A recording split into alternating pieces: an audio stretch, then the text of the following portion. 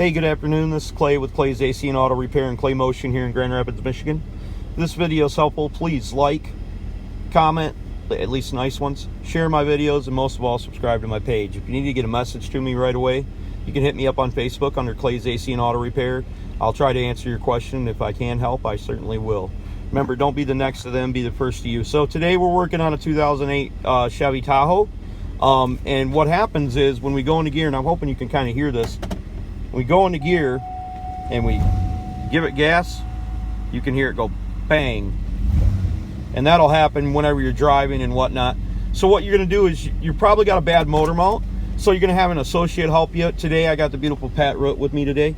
She's gonna help me out. She's gonna put her foot on the brake, and this is very critical. You don't want to run whoever over, and you're gonna put it in gear, and then you're just gonna give it enough gas to make so you can see what happens. So we're gonna go up underneath the hood.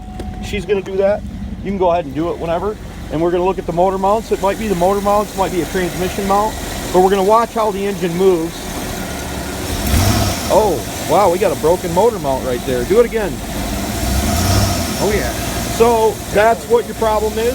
Look for another video showing how to replace it, and we'll put a new one in there. So we got the car jacked up. First thing we're going to do is remove the 22mm lug nuts, and then we're going to end up removing the inner fender liner there so we can get easier access to it.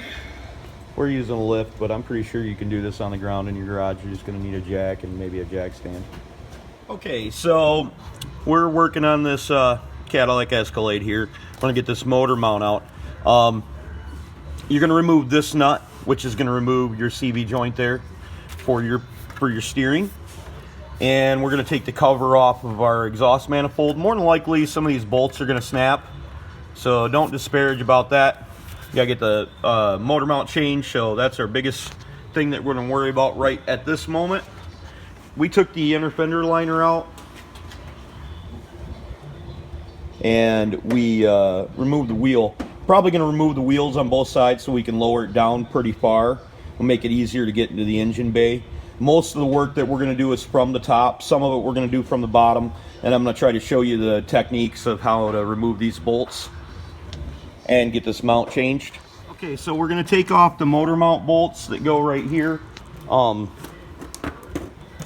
These three right here, we're going to get them out. And how we're going to do that is we're going to use a short 6-point extension, and now we're using a snap-on ratchet. I don't expect you to have one of them in your garage, but I highly recommend it's able to go up like this. And why you need it to go up like that is so you can get the maximum amount of teeth. Now with the snap-on ratchet, inside the head of the ratchet, it has like 36 teeth or 42 or something, teeth, so it doesn't have to move very much to click into space. And that's what's nice about more expensive tools, and why we buy more expensive ratchets in the shop than like say a Craftsman that only has like a 24 tooth design in there. You have to move it further for it to click into the next spot. But I highly recommend a flexible one, because you're going to be able to flex it up, get all your clicks, and then when you go to put your pressure on it, you're able to actually turn it. Now you're not able to actually turn it very much, but you're turning it every single time. So we're going to take out them 3 bolts right there. And also I want to recommend to you, do not use a long one. What could possibly happen is when you're down on that bolt and you're trying to apply that pressure, you're bending the head of the bolt, which could cause the bolt to snap. So we want to watch out for that, and that's why I'm using a stubby one and not using extensions and so forth and so on. So after a bit of turning, you can put an extension on there. I've got it up off of there. I've got quite a few turns out of it. There's probably a good half inch to an inch in between there, the bolt where it's up. But while you're turning, make sure you place one hand right here. If you're right-handed, preferably your left, so you can hold this square. Because remember what I said, you don't want to put too much pressure on the head. This is still really tight, or we'd probably use an impact. We might be able to get a half-inch drive with a couple extensions up in here to do that, but most people aren't going to have that at home. So I just can't stress enough how you want to keep this as straight as possible on the head, so you're not stripping off the head of that, or you're not breaking the bolt off down inside there, because you're going to have big problems if you do that. Okay, so on the front of the steering shaft, you got another nut and a bolt that you have to take out, 15 millimeter nut. So a socket and a 15 millimeter ring, and you'll get that bolt out. Okay, right, so we've undone the steering knuckle bolt here, and we can't get that slide off. I'm sure we could if we really put some effort in it, but we undid it down here. Mark the correlation of that steering knuckle. Now we're going to be able to get, when we get our mount off there, we're going to end up taking the other 2 bolts out from the mount, and then we'll take the other 4 out from underneath it. So now I've got 2 boards braced up there down here by the radiator support. I installed this hook right here, and I had that laying around on another engine. I'm certain you won't have that, but you can probably hook it around here somewhere. You'll figure out some way to grab it. Could grab it on the exhaust manifold possibly.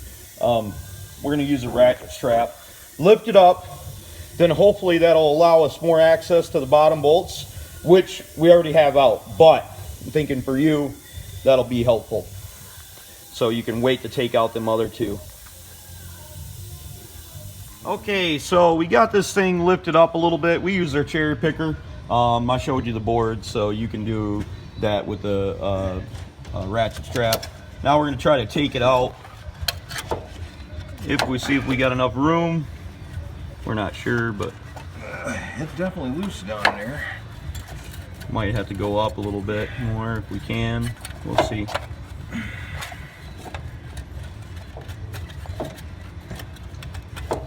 You know, this damn heat shield is in the way too. Yeah, well, I tried to take it off, but the bolts were... They always are. Yeah, so... Well, we can tear it off. Well, okay, so Jeff is saying you got to spin that 90 degrees to get it around, and you could separate the 2 halves by taking out the 2 nuts that are on the top, which would obviously make it much easier to get out of there. I think we may have to anyway. Well, because of the height of the engine, we might have to do that, but it seems pretty simple at this point to do that, so we're going to try that out, see what happens. So once you've got this raised up, it'll give you more access to the 4 bolts that hold it down. We had already taken ours out, but we think it'll be less of a struggle if you do it that way, and we're going to knock them off with the impact. See how if I have the engine raised up and I have the 3 bolts out of here, I got a lot more space to get to them 4 bolts right there. To get to this bolt, these bolts in the front, I came up by the steering thing here and I took them out with my ratchet right through there. And then these ones I just did from the back of here with an extension. I actually used a wobble. That might help you a little bit, 15 millimeters. Now we're going to lower the engine back down and put the other 3 bolts back in and button this thing up. So after we dissected it down inside the hole, we didn't remove the heat shield. We bent it up a little bit. We didn't want to take the heat shield off. And you can see that that thing is blown out. I mean, obviously you've seen that at the beginning of the video. So now we're going to revert, do the procedure in reverse. We're going to put everything back together and go from there. Hopefully the video was helpful. Please like, give me nice comments, share my videos, subscribe to my page. I really appreciate all you guys, and I hope this made things a little bit easier for you. I did the best I could. I got a few more tools than most people have. Don't be the next to them, be the first to you. God bless. Have a great day. Enjoy.